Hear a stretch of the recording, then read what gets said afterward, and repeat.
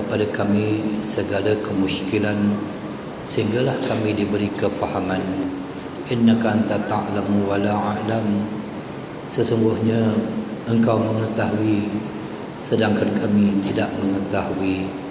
Innaka anta allamul ghuyub. Sesungguhnya Engkau mengetahui segala perkara yang gaib. Subhanaka la ilma lana illa ma 'allamtana innaka antal alimul hakim. Rabbi shrah li sadri wa yassir li amri wahlul 'uqdatam min lisani yafqahu qawli. Allahumma yassir wa la tu'assir bitammin bil khair wa la hawla wa la quwwata illa billahi al-'aliyyil 'azim. Amma ba'd. Yang saya muliakan Tuan Imam, Tuan Bilal, barisan ahli jawatan kuasa masjid, tuan-tuan dan puan-puan yang dirahmati Allah Subhanahu wa taala. Alhamdulillah kita dapat sambung pengajian kita dengan kitab sifat solat Nabi yang sahih mengikut kerangka metod yang dibawa oleh Imam Syafi'i rahimahullah ataupun kita sebut sebagai mazhab Imam Syafi'i. Moga-moga dengan sedikit yang kita dengar, yang sedikit yang kita ambil pada malam ini dapat memberatkan timbangan kita di akhirat nanti insya-Allah taala. Jadi kita masuk kepada bab tentang haram mengeksploitasikan rukhsah. Sebelum ini telah kita bincangkan tentang bahaya menjauhi ilmu atas alasan khilafiyah. Sekarang kita bincang tentang haram mengeksploitasikan rukhsah. Apa itu rukhsah? Kelonggaran, kemudahan, keringanan yang diberi oleh Allah Subhanahu wa taala dengan kita mengambilnya tanpa berhajat ataupun tanpa berdasarkan kepada pendapat yang benar-benar sahih ataupun daripada pendapat ulama yang muktabar. Ketahuilah, semoga anda semua dirahmati Allah, bahawasanya diharamkan ke atas semua individu muslim mengeksploitasi fatwa ulama yang senang dan paling mudah, iaitu kita mengambil pendapat yang paling mudah, yang secocok dengan diri kita untuk kita terjemahkan dalam urusan ibadat kita.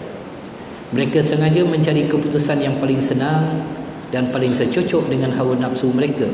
Perkara ini tentulah dibuat tidak berdasarkan dalil-dalil dan hujah-hujah syarak, kerana mengikut hawa nafsu. Di dalam Al-Quran terlalu banyak Allah menceritakan tentang bahaya kita mengikut hawa nafsu, kerana di antara penghalang kita melakukan ketaatan sebagaimana yang disebut oleh Imam Al-Ghazali rahimahullah ta'ala, yang empat di antaranya dunia, manusia, syaitan dan hawa nafsu. Seumpama pada bulan Ramadan, syaitan telah tertambat tetapi nafsu masih lagi dapat mengekang kita daripada menambah amal-amal ibadat. Nafsu inilah yang bahaya, kerana nafsu ini dicipta oleh Allah Subhanahu wa taala terlebih dahulu daripada akal. Maka dengan itu, apabila nafsu terlebih dahulu dicipta oleh Allah Subhanahu wa taala, dia lebih tua, dia lebih berpengalaman, maka dia akan mengawal akal. Kecualilah akal itu kita didik dengan agama, maka akal itu akan menjadi ketua ataupun akan menundukkan hawa nafsu, yang melemahkan hawa nafsu. Kerana didikan agama inilah perlu yang kita tarbiyahkan, kita letakkan pada akal kita yang diberi oleh Allah Subhanahu wa taala. Mereka mentarjih, iaitu mengambil satu hukum, mengistibatkan satu-satu hukum dan menentukan satu-satu masalah berdasarkan hawa nafsu mereka dengan berselindung di sebalik slogan, dalam masalah ini terdapat khilafiyah. Dalam masalah ini ada pendapat yang lain katanya. Ataupun pada slogan hari ini mengatakan Islam itu mudah.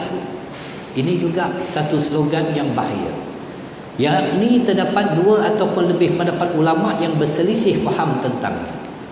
Telah kita bincangkan sebelum ini, dalam masalah khilafiyah memang ada beribu-ribu perselisihan pendapat. Tetapi apakah kita boleh mengambil pendapat yang paling mudah untuk kita aplikasikan di dalam kehidupan kita ataupun dalam urusan ibadat kita? Contoh, dalam mazhab Imam Syafi'i, iaitu apabila kita sentuh anjing.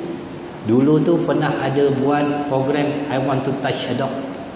Dalam mazhab kita haram dan perlu sertu disamak apabila menyentuh anjing, basah dan sebagainya. Anjing tu menjilat bulunya, berpeluh pula tangan kita dan sebagainya. Tetapi dalam mazhab Maliki tidak batal wudu dan tidak perlu sentuh. Maka untuk menyeronokkan hawa nafsu kita, akhirnya kita mengambil pendapat Imam Malik yang akhirnya kita kata boleh sentuh anjing. Ini yang bahaya, yang dikatakan sebagai talfik, iaitu menampal-nampal mazhab suka-suka saja. Ataupun contoh yang lain, ada juga dalam mazhab yang lain yang mana bersentuh antara lelaki dengan perempuan itu tidak membatalkan wudu. Adapun dalam mazhab Imam Syafi'i, mazhab Syafi'i batal wudu. Tetapi dia nak menyeronokkan hawa nafsunya, dia kata tak batal wudu, kerana ada pendapat mengatakan tak batal wudu.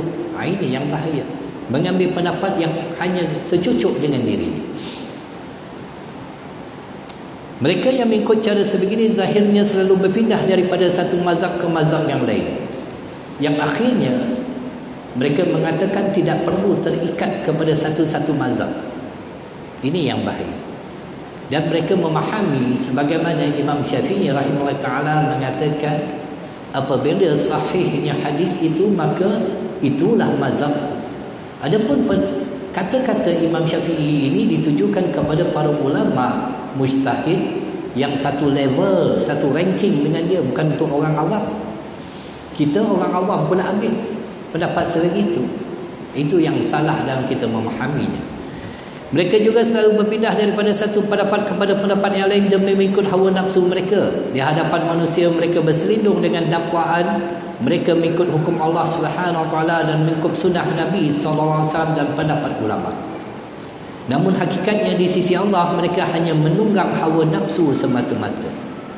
Ini bukan terlibat kepada orang awam saja, terlibat kepada orang-orang yang mendapat ilmu, orang yang mengaji, hatta kepada orang yang memimpin solat sendiri. Contohnya, banyak contoh-contoh kita boleh katakan. Kenapa imam tak wirid lepas solat? Wirid sunat aja. Ini menunggang hawa nafsu.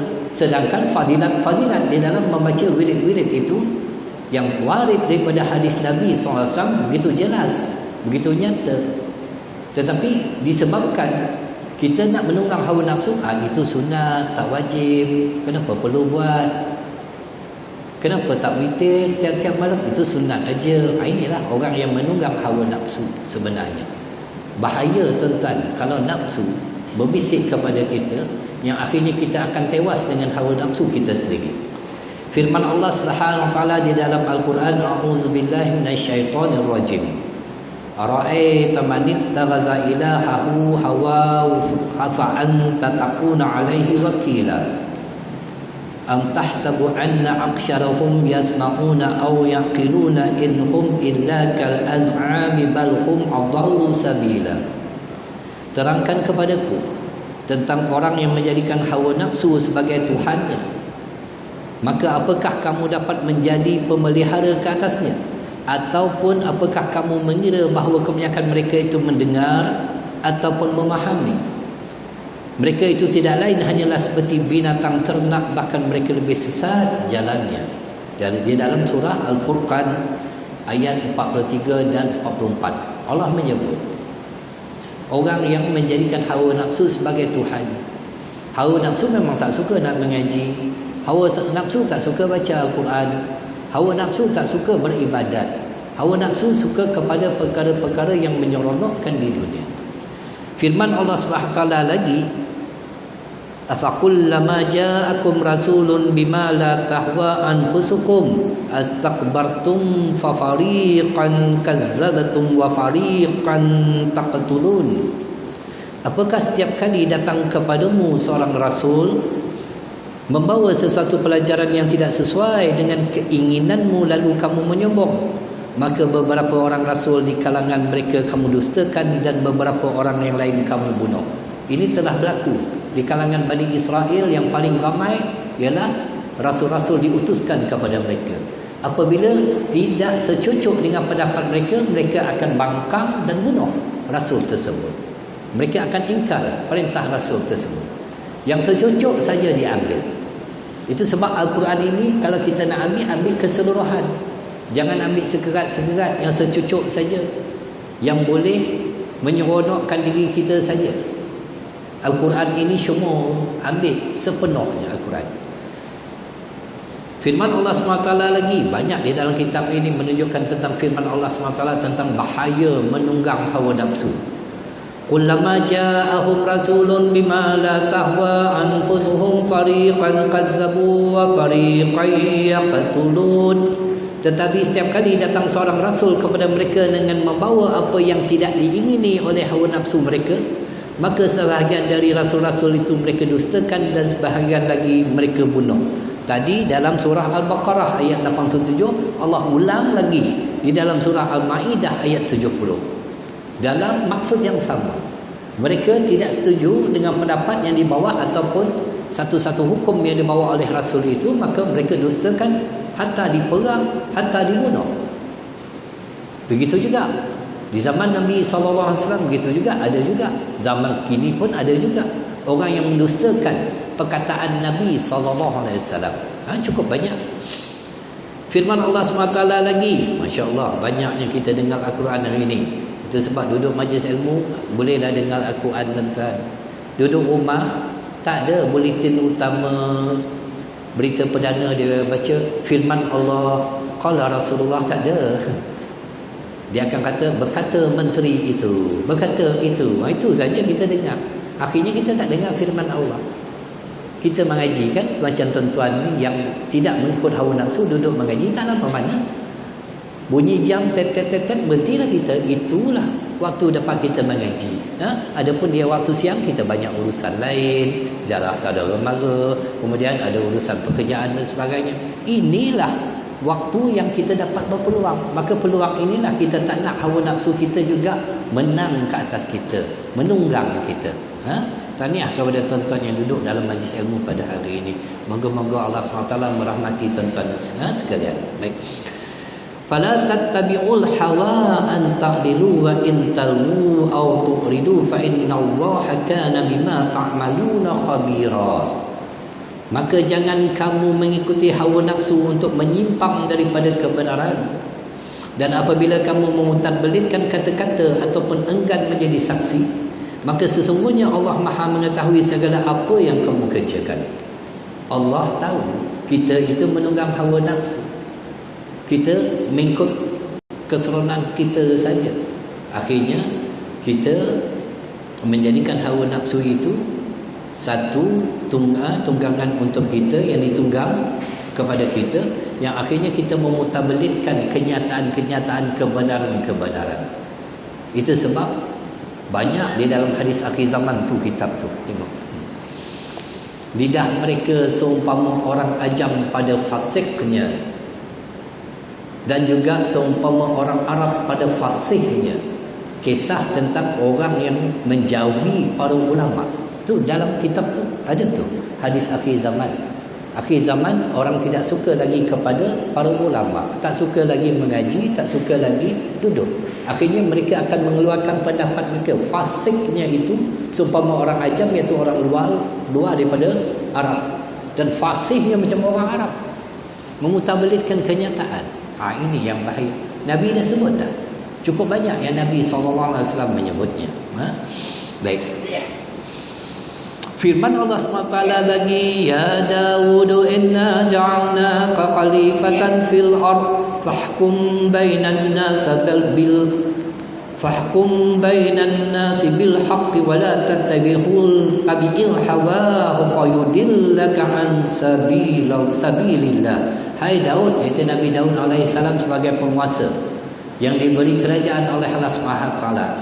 Sesungguhnya kami jadikan kamu penguasa di muka bumi, maka berilah keputusan di antara manusia dengan adil, dan janganlah kamu mengikuti hawa nafsu kerana ia menyesatkan kamu dari jalan Allah. Ini bagi orang yang memimpin umat, iaitu tidak mengikut hawa nafsu, yang hanya mengambil tindakan kepada orang-orang yang bukan daripada kalangan mereka. Orang di kalangan mereka akan dilindungi. Ini tidak adil di dalam memberikan keputusan. Firman Allah SWT lagi, walau syi'na lirafa'nahu biha walakinna akhlada ilal ardi wattaba'a hawah. Dan kalau kami kenaki, sesungguhnya kami tinggikan darjatnya dengan ayat-ayat itu, tetapi dia cenderung kepada dunia dan menurutkan hawa nafsunya yang rendah. Kerana cenderung kepada dunia, cenderung kepada hawa nafsu, mengikut kehendak manusia dan sebagainya, yang akhirnya mereka itu hanyalah mengikut hawa nafsu. Nafsu ini banyak. Nafsu suka bercakap-cakap, itu pun nafsu juga. Nafsu suka tidur, nafsu juga. Bukan syaitan tu, nafsu. Tak boleh nak bangun subuh kan? Itu nafsu, nafsu tidur namanya. Nafsu makan ada juga. Yang sehingga kan apabila dah makan banyak, susah untuk kita melaksanakan ibadat. Apabila dah bercakap banyak, hati jadi keras. Sebagaimana Nabi SAW mengatakan, la tuksirul qalami bighairi zikrillah. Janganlah kamu memperbanyakkan percakapan melainkan untuk berzikir kepada Allah. Jangan banyak bercakap kepada perkara-perkara yang tidak perlu. Nabi larang. Fa inna kasratal qalbi bighairi zikrillah ta'ala qaswatun lil qalbi. Maka sesungguhnya banyak bercakap selain daripada berzikir kepada Allah itu adalah menyebabkan hati seseorang menjadi keras. Wa inna ab'adan nas minallahi qalbul qasi. Sesungguhnya orang yang hatinya keras itu semakin jauh dengan Allah. Banyak bercakap, kurangkan bercakap kepada perkara-perkara yang tidak perlu. Lebih banyak kita basahkan lidah kita zikir kepada Allah. Itu sebab ini juga di antara yang mengikut hawa nafsu. Baik. Begitu juga di dalam solat. Dalam solat Allah Subhanahu Wa Taala berfirman dalam surah Maryam, ini tak ada dalam kitab. Di mana orang yang mengikut hawa nafsunya itu, falaqatum min ba'dihim khalfun adaa'u salata wattabahu syahawat fasawfa yalqaw ghayya.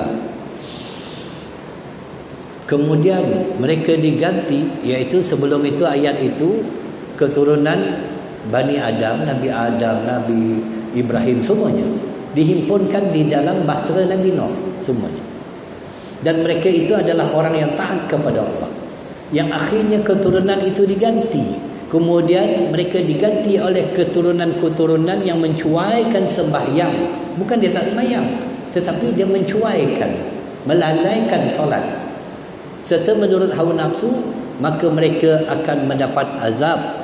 Fasawfa yalqawna ghayya. Orang yang muka hawa nafsu, yang tidak menyempurnakan dalam ibadat solat. Ini juga Allah Subhanahu Wa Taala menyebut akhir zaman ramai yang mengikut hawa nafsu. Jadi itu sebab kita bawa kitab ni agar kita faham apa sebenarnya yang kita lakukan di hadapan Allah. Bagaimana untuk kita menyempurnakan solat kita agar kita itu mendapat markah yang lebih sedikit daripada sebelum ini. Nak ada perubahan lah. Perubahan dalam diri kita itu selama ini kita tak tahu. Jadi diberitahu, ditunjukkan, diajar dan sebagainya. Seumpama saya buat demo dulu tu kan, itu tu dah viral dekat FB, WhatsApp, rupanya dah viral banyak dah, Masya Allah. Sampai lebih pada 40,000 view. Sampai kat Sarawak, Pening, orang-orang Pening berkata dapat WhatsApp tu. Saya tak tahu siapa yang WhatsApp tu viral yang buat sebelum ni kan, demo itu. Jadi masuk juga dalam laman sosial dan sebagainya. Jadi kita baca juga komen-komen orang awam ni. Dia kata ada pendapat yang lain, pendapat ini ada. Dia mengambil hawa nafsu dia, padahal kita berdasarkan kepada apa yang disabdakan oleh Nabi SAW. Kita membawa dalam qaul mazhab Syafi'i, bukan mazhab lain kita tak bawa. Memang ada pendapat yang lain. Jadi dia tak faham. Dia kata tak betul ni, ada pendapat lain. Kita katakan bukan itu pendapat yang daripada mazhab yang lain. Itu pendapat daripada mazhab Syafi'i. Itu kena faham. Itu sebab datang mengaji baru kita faham. Kalau tengok video saja tak faham. Tambahlah video tu sekerat-sekerat. Orang hari ini mengambil hukum daripada video sekerat-sekerat. Itu yang bahaya. Dia tak tengok penuh. Ini yang bahaya. Baik.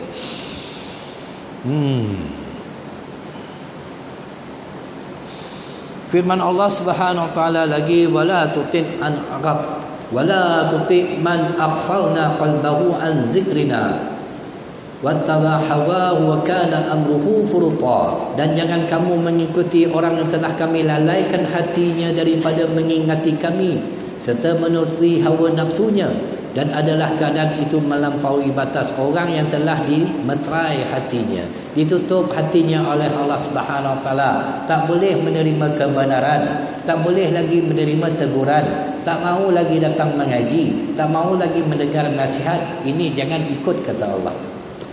Kerana baginda Nabi SAW bersabda, la tujalisul mauta, janganlah kamu duduk bersama orang yang mati. Orang mati itu apa? Orang yang mati hati. Jangan duduk. Dia akan mempengaruhi kita. Tak payah ngaji lah. Ini benda sama je. Ustaz semua bawa benda cerita sama je. Itu hawa nafsu lah tu. Padahal setiap hari kita dengar khutbah tu benda sama tu. Ittaqullah. Tiap minggu ittaqullah, ittaqullah.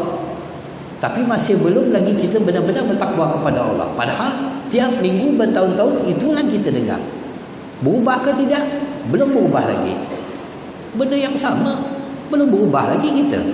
Dengan ittaqullah tu saja. Itu kalau ittaqullah yang pertama tu. Belum lagi masuk khutbah kedua, ittaqullah yang kedua. Ittaqullah dengan pergaulannya, dengan pakaiannya, dengan anak isterinya, dengan pekerjaannya, dengan Allahnya, dengan masyarakatnya. Banyak.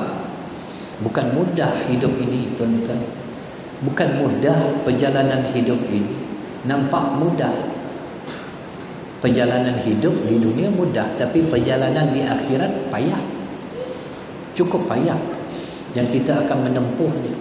Sebelum kita kepada masyar, alam barzah saja sudah payah. Begitu payah. Kalau boleh kita interview kan orang yang dah mati tu kan, agak-agak macam mana keadaan dia. Allahu Rabbi.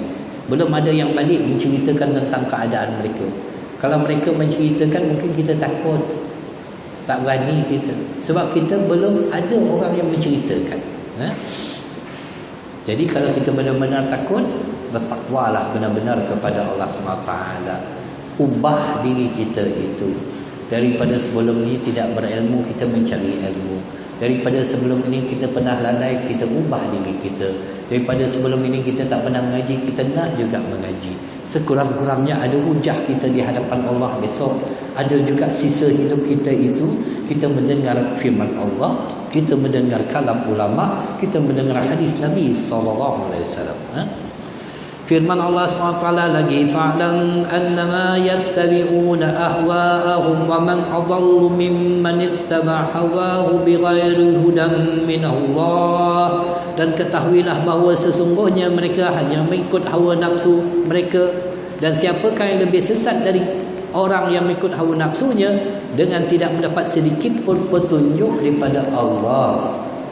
Ihdinas siratal mustaqim, bimbinglah kami ke jalan yang lurus. Petunjuk yang kita minta dengan Allah kan. Siratal ladzina an'amta alaihim, iaitu orang-orang yang Engkau beri nikmat ya Allah. Para nabi, para anbiya, para salih, para siddiqin, orang-orang soleh, para ulama. Ini yang kita nak ikut. Ini yang kita nak Allah bimbing kita macam mana Allah bimbing mereka. Kita nak juga terbimbing. Itu yang kita minta 17 kali itu, bimbinglah kami ni ya Allah, tolonglah bimbing kami ya Allah. Maka dengan itu Allah menghantar, selepas kewafatan Nabi SAW, Allah menghantar para ulama untuk membimbing kita. Tetapi kita tak mau diri kita dibimbing. Kita rasa kita boleh bimbing diri kita. Tak boleh, tuan-tuan. Jangan merasa hebat pada diri kita sendiri. Tak ada siapa boleh membimbing dirinya mereka sendiri, kecuali mereka itu orang yang beriman. Ad-dinu nasihat, agama itu nasihat, senantiasa mengambil nasihat, senantiasa menerima teguran. Ini baru betul.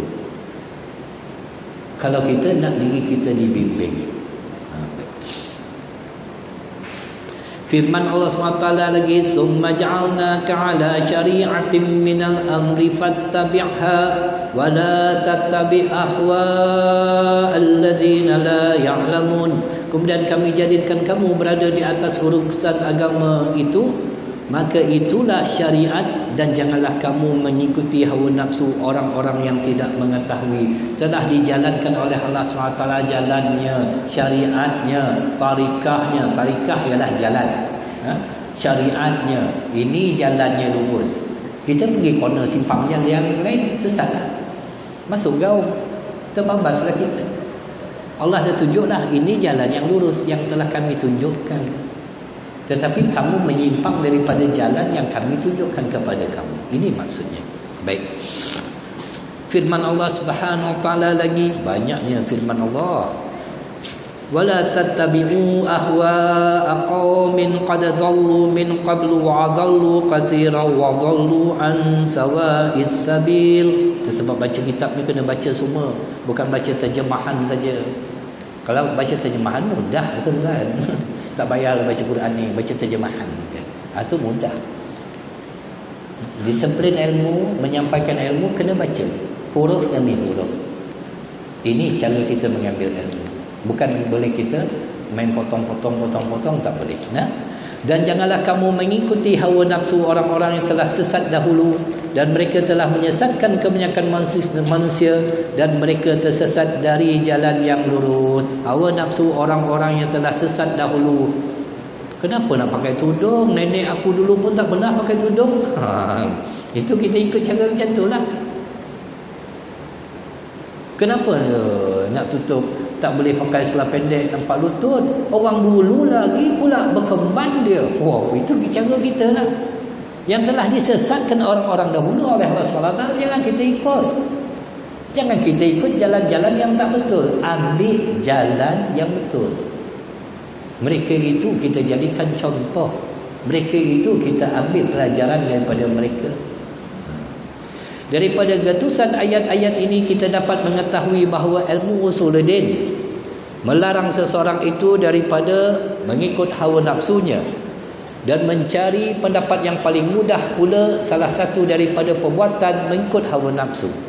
Orang yang mengikut pendapat yang mudah memang ada, tetapi pendapat itu syaz ataupun pelik ataupun ganjil.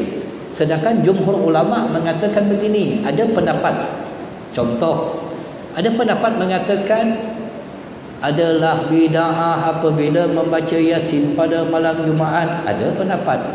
Kita ni ikut hawa nafsu, kita pun tak naklah baca Yasin malam Jumaat. Kita kata itu bid'ah. Sedangkan jumhur ulama tidak begitu.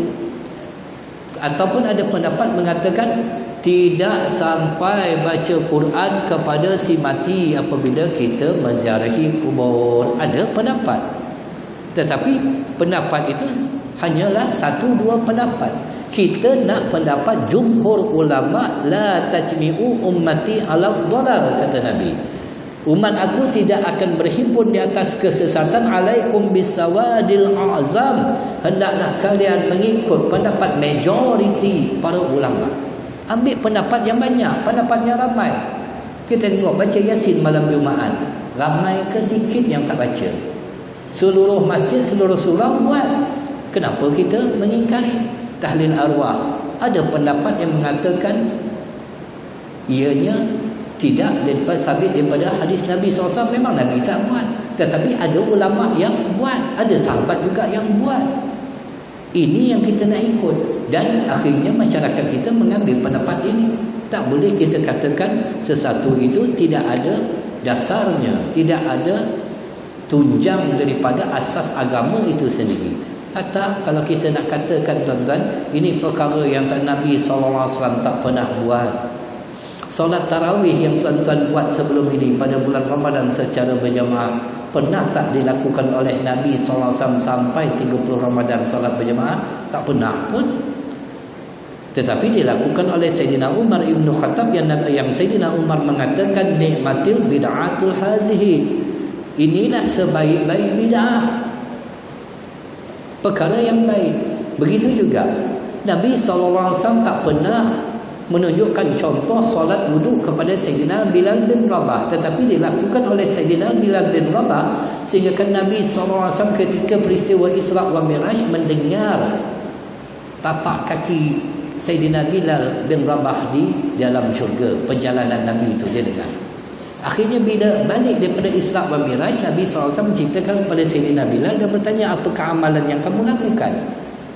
Maka dikatakan oleh Sayyidina Bilal bin Rabah, setiap kali batal wudu, aku pun berwudu dan aku solat 2 rakaat solat sunat wudu. Nabi tak pernah ajar. Banyak perkara-perkara yang tidak dicontohkan oleh Nabi SAW, tapi dilakukan oleh para sahabat. Seumpama azan 2 kali pada hari Jumaat. Di zaman Nabi SAW azan sekali, tetapi syariat itu dibawa oleh Sayyidina Uthman ibn Affan. Inilah yang Nabi SAW mengatakan mengikut khulafa ar-rasyidin selepas aku. Kemudian Nabi SAW menyuruh kita mengikut ulama. Al-ulama warisatul anbiya, ulama itu pewaris Nabi.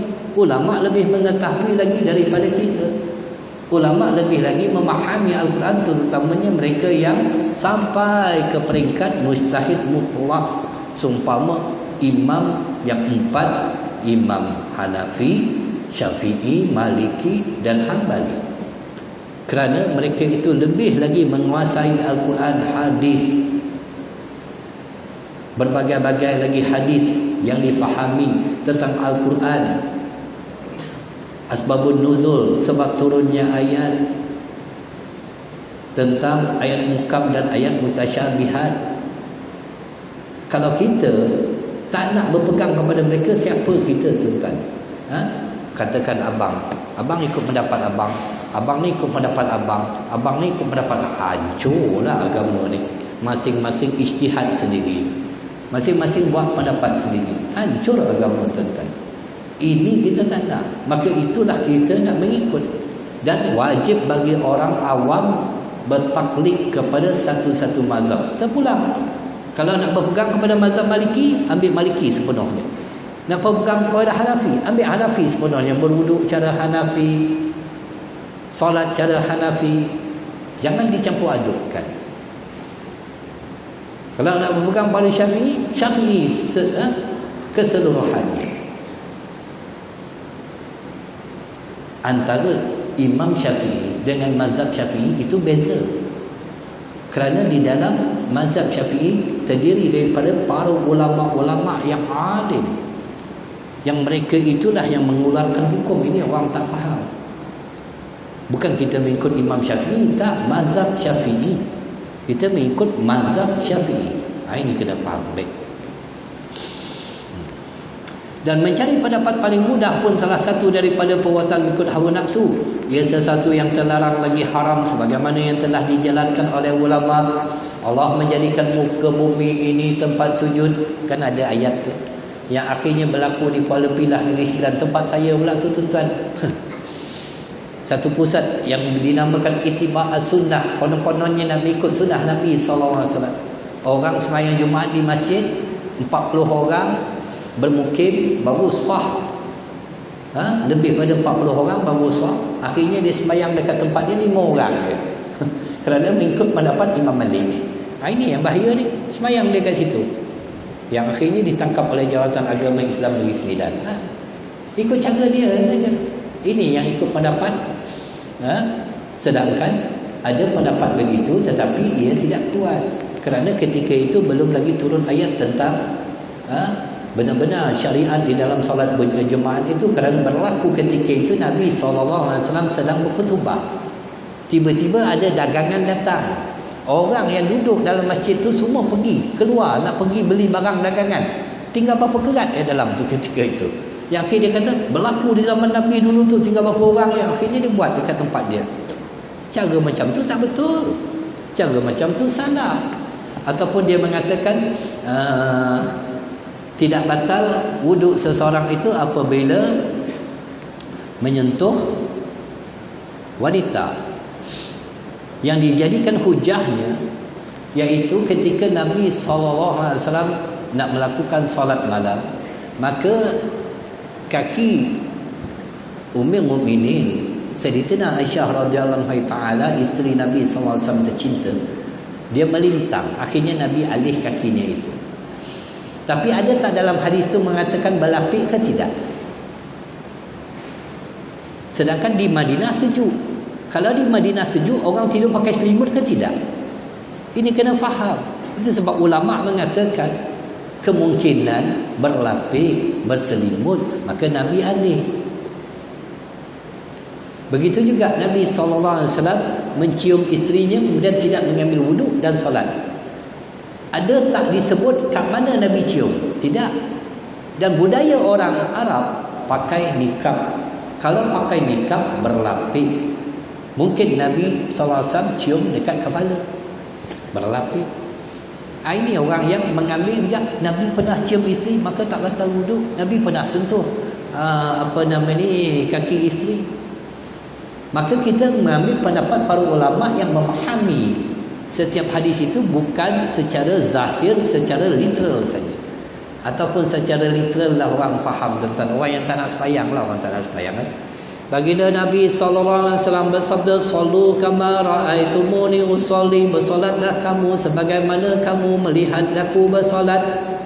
Saya nak tanya tuan-tuan, pernah tak melihat Nabi sembahyang? Seorang pun tak pernah tengok. Habis tuan-tuan ni sembahyang ikut siapa? Kalau tak pernah tengok Nabi, jangan sembahyang lah. Dia kata, kita tak pernah tengok Nabi sembahyang pun. Nabi suruh tengok dia macam mana sembahyang. Sembahyanglah kamu macam mana kamu pernah tengok aku sembahyang. Ini mudah. Kalau macam tu pemahaman kita hancur agama, tuan-tuan. Hancur agama. Akhirnya tak sembahyang. Sebab Nabi SAW mengatakan, "Sallu kama ra'aitumuni usolli." Bersolatlah kamu sebagaimana kamu melihat aku bersolat. Aku tak pernah tengok Nabi sembahyang. Buat apa aku nak sembahyang? Dia kata. Ini yang hancur.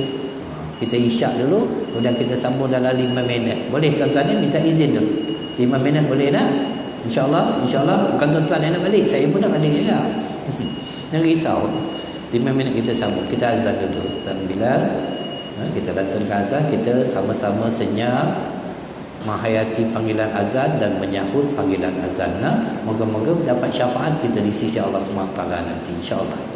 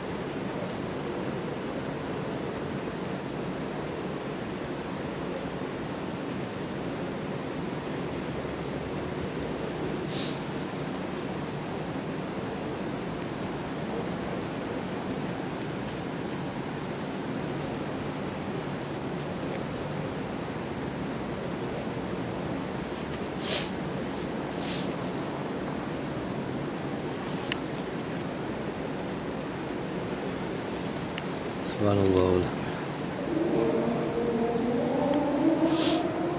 Allahu Akbar, Allahu Akbar.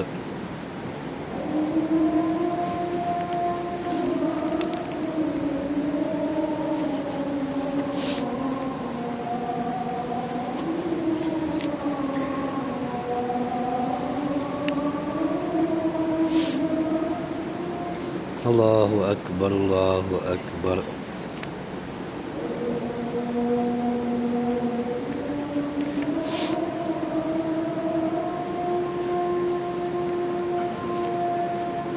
Asyhadu an la ilaha illallah.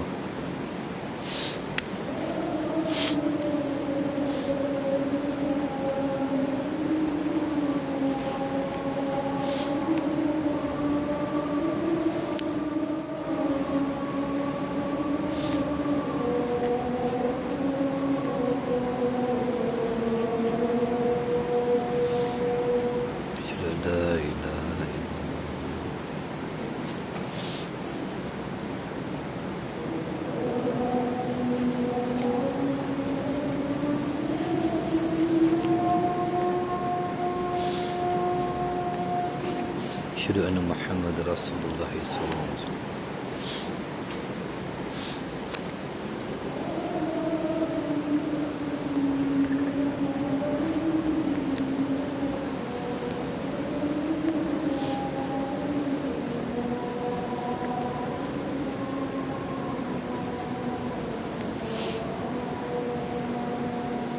وأشهد أن محمد رسول الله صلى الله عليه وسلم.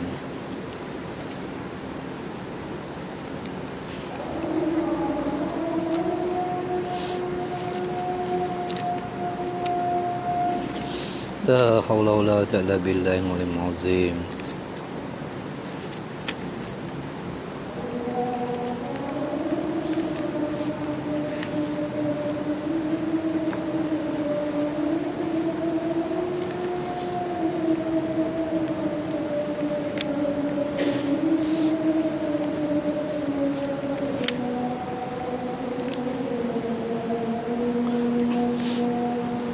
لا حول ولا قوة إلا بالله العظيم.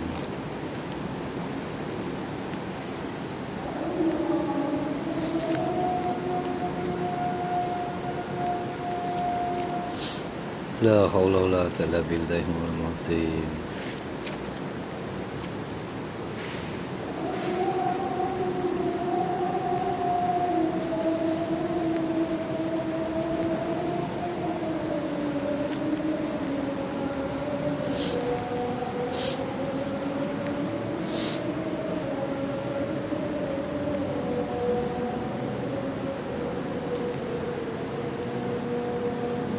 لا حول ولا قوة إلا بالله.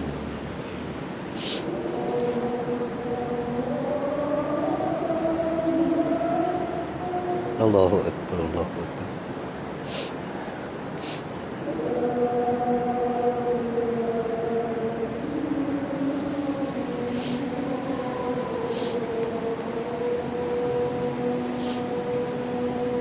لا إله إلا الله محمد رسول الله صلى الله عليه وسلم.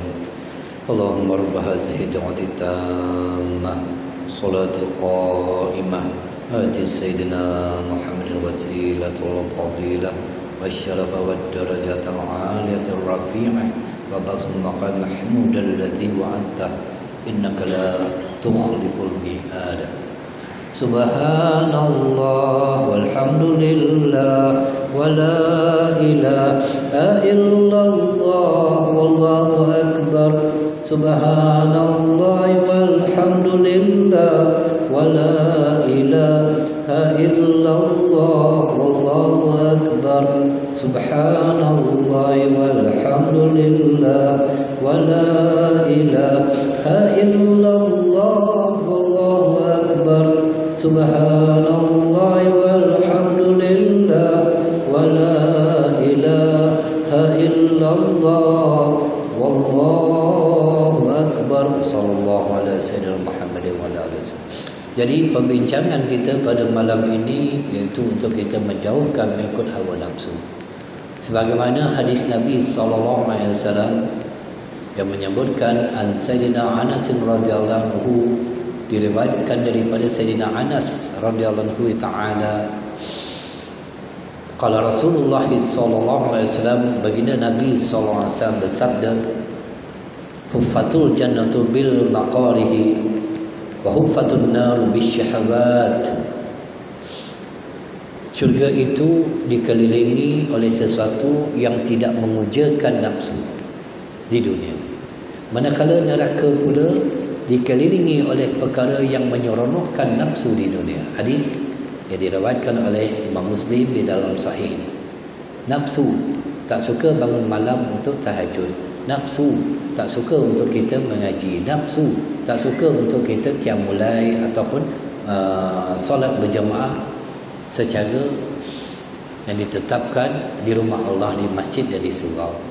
Yang akhirnya kita memutabalidkan kenyataan, seumpama orang mengatakan belum tentu lagi orang yang sembahyang kat masjid tu masuk syurga. Nah, itu kan kenyataan mengikut hawa nafsu tu.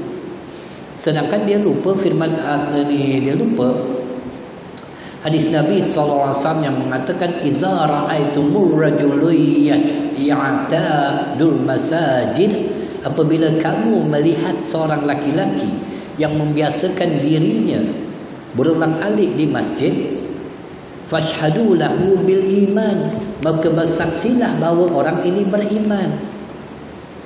Ini hadis Nabi. Orang yang senantiasa datang rumah Allah, ini orang yang beriman, kata Nabi sallallahu alaihi wasallam. Kerana Allah berfirman, kata Nabi SAW, qala Allah Ta'ala, innama ya'muru masajidallahi man amana billah.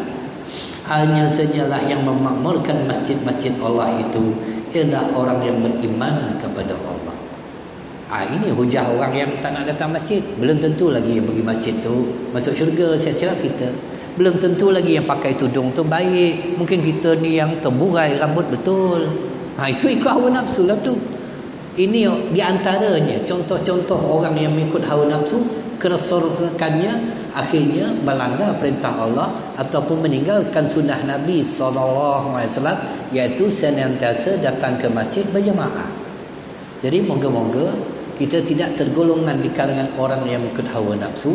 Kita akan dihindarkan oleh Allah SWT daripada mengikut hawa nafsu. InsyaAllah pada bulan hadapan kita akan sambung lagi bagaimana di antara contoh-contoh orang yang mengikut hawa nafsu mereka, yang akhirnya mereka akan mendapat kerugian di akhirat. Kita tak nak rugi di akhirat, rugi di dunia. Tak apa tuan-tuan, muflis boleh pinjam duit ke orang, boleh pinjam duit, tak ada makan boleh minta, tapi tak ada ganjaran pahala, tak ada amalan kita, tak berat timbangan amal kita. Yang beratnya perut saja, kerana sibuk hadir majlis, tembukan majlis hari raya saja, tak datang masjid. Perut yang berat, amalan tak berat. Itu akhirnya kita telah rugi di akhirat. Aku li qauli hadza, terima kasih kepada semua. Wa astaghfirullahal azim li wa lakum. Sama-sama kita membaca tasbih kafarah. Subhanaka lahumma bihamdika asyhadu an la ilaha illa anta. Bismillahirrahmanirrahim. Wal 'asr innal insana lafi khusr illa alladhina amanu wa 'amilus solihati wa tawasaw bil haqqi wa tawasaw bis sabr. A'udzu billahi minasyaitonir rajim. Bismillahirrahmanirrahim. Allahumma ij'al jam'ana hadza jam'an marhuma wa tafarruqana min ba'dihi tafarruqan ma'suma wa la taj'al lahumma fina wa la ma'ana wa la man yatba'una shaqiyya wa la maruda wa la mahuma wa hab lana musi'ana li muhsina sinina wa muqassirana li 'amilana wa hab lana kulli bi wajhihil karim ya rabbal alamin. Rabbana atina fid dunya hasanah wa fil akhirati hasanah wa qina azaban nar. Sallallahu ala sayyidina Muhammadin wa ala alihi wa sahbihi ajma'in walhamdulillahi rabbil alamin. Assalamualaikum warahmatullahi